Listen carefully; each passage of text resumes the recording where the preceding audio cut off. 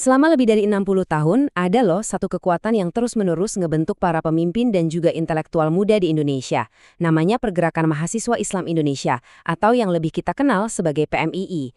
Nah, hari ini kita bakal coba kenalan lebih dekat sama salah satu gerakan mahasiswa paling penting di negeri ini.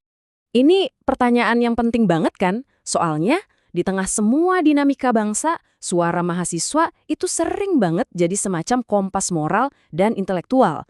Dan kalau kita cari salah satu jawaban paling kuat buat pertanyaan ini, nama PMII itu, nggak bisa dilewatin gitu aja. Yuk kita lihat lebih dalam. Oke, kita mulai dari yang paling dasar dulu ya. Sebenarnya apa sih PMI itu? Buat ngejawabnya, cara paling gampang ya, kita lihat aja langsung gimana mereka mendefinisikan diri mereka sendiri. Coba deh perhatiin dua kata kunci di sini, gerakan dan kaderisasi. Ini langsung negasin kalau PMI itu bukan sekedar kumpul-kumpul mahasiswa biasa. Ini tuh kayak mesin yang aktif merespon isu sosial, sekaligus nyetak para pemimpin buat masa depan.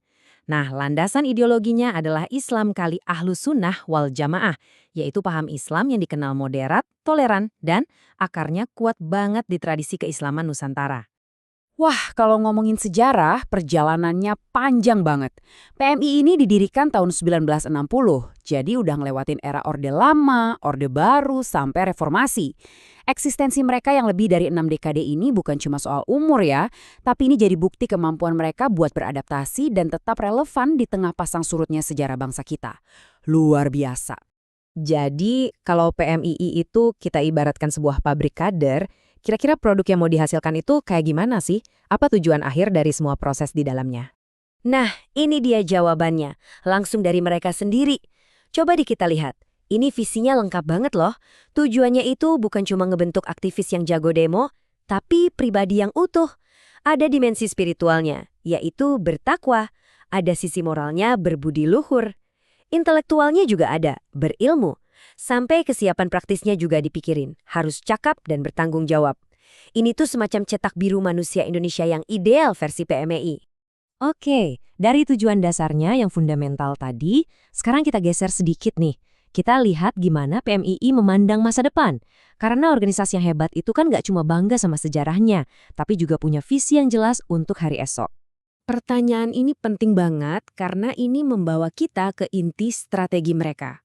Gimana sih cara PMII menjawab tantangan zaman yang kita tahu sendiri terus berubah? Visi mereka itu intinya ada di satu kata kunci, profesionalitas. Nah, ini sinyal yang penting banget. PMI sadar kalau di era sekarang ini, semangat pergerakan aja tuh nggak cukup. Organisasi juga harus dikelola secara modern, efisien, dan profesional, biar tetap relevan dan dampaknya terasa. Ini sebuah langkah adaptasi yang krusial menurut saya.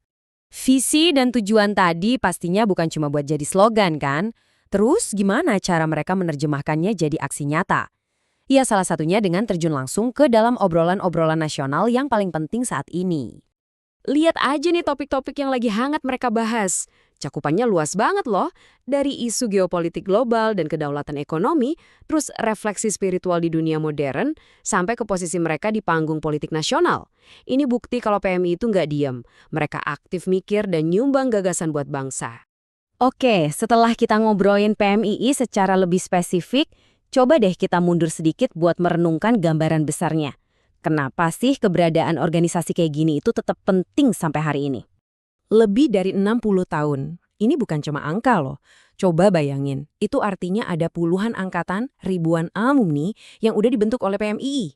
Mereka sekarang tersebar di mana-mana. Ada yang di pemerintahan, bisnis, jadi akademisi, di masyarakat sipil, sambil membawa nilai-nilai yang mereka pelajari di sana. Nah, inilah dampak nyata dan jangka panjang dari sebuah gerakan kaderisasi. Kita akhiri pembahasan kita kali ini di sini dengan sebuah pertanyaan buat kita renungin bareng-bareng. Di dunia yang berubahnya cepat banget kayak sekarang, apa sih sebenarnya peran dari suara mahasiswa? Mungkin ya di tengah semua kebisingan informasi, justru suara mereka yang jernih dan idealis itu jadi jauh lebih penting dari yang kita duga. Terima kasih sudah menyimak.